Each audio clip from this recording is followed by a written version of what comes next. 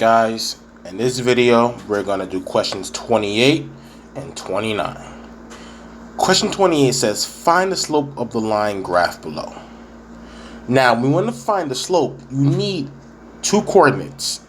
You need x1 y1 and x2 y2, such that the slope is going to be the change in y, which is going to be y2 minus y1, divided by the change of x, which is x of 2 minus x of 1. In this case, we have our two coordinates, our 2 points. This point right here, the x value is negative 2, the y value is positive 2, the point 2, 2. We're going to call that x1 and y1. The second point we have is going to be x is positive 2, the y is positive 5.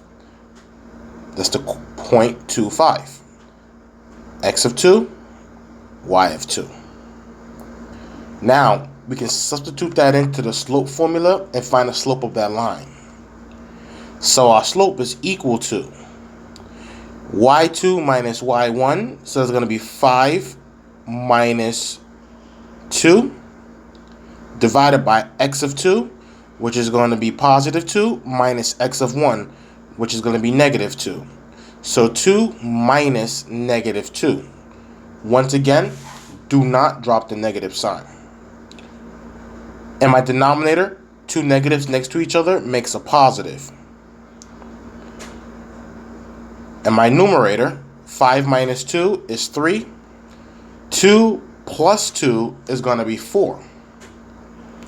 So my slope is going to be 3/4. Now remember, the slope is rise over run. The rise is the change in y's.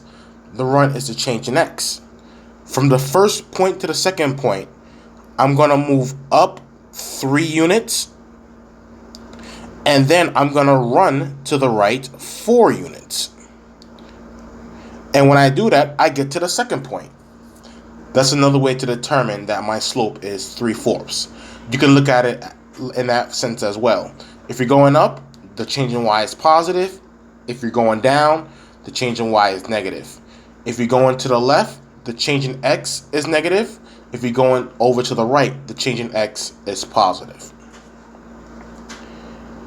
Alright guys, make sure you have this down because I am going to move on to number 29.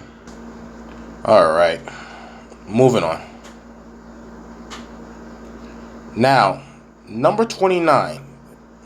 The equation of the line is given below. Find the slope and the y-intercept, then use them to graph the line.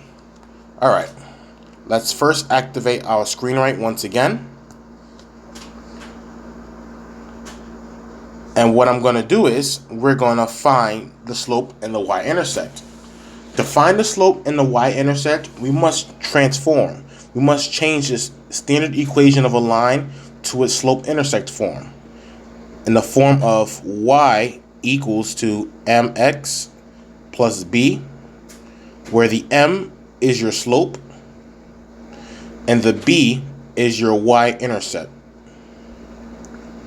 So negative 3x minus 2y equals to 4. Let's solve for y. For us to solve for y, we're going to add 3x to both sides. And now we're going to have negative 2y equals to 3x plus 4.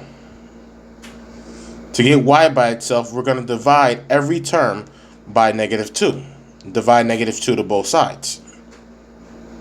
Negative 2, negative 2. Negative 2 divided by negative 2 is 1. So they simplify each other out. Y is equal to positive 3x divided by negative 2. A positive divided by a negative is going to be a negative. I can't divide that fraction the way it is. I can't reduce it. So I'm going to leave it as negative 3 halves x. Positive 4 divided by negative 2 is negative 2. Y equals to negative 3 over 2 x minus 2. The negative 3/2 is your slope. The negative 2 is your y-intercept. So we're going to plug that into here. Negative 3/2, negative 2. Now we want to use what we have here to graph that line. We're going to plot the y-intercept first. The y-intercept in this case is going to be negative 2. So let's zoom in for a quick second. Make that more thicker in this case. The line across the y-axis at negative 2. Now remember, our slope is going to be negative 3/2. M equals negative 3 over 2. Once again, the slope is rise over run. Change in y divided by the change in x. Rise over run. The rise can be up or down. In this case, because we have a negative 3 in our numerator, from the y-intercept, we're going to transition down 3 units. Put that in blue. We're going to move down 3 units. So 3 down. There is a positive 2 in my denominator, and that's the run. Because the run is positive, I'm going to move 2 units to the right. So here, move 2 over. So I'll put over here 2 to the right. And then we're going to plot our next coordinate. And that's going to be at 2, negative 5. Down 3, 2 to the right. And now we can graph that line.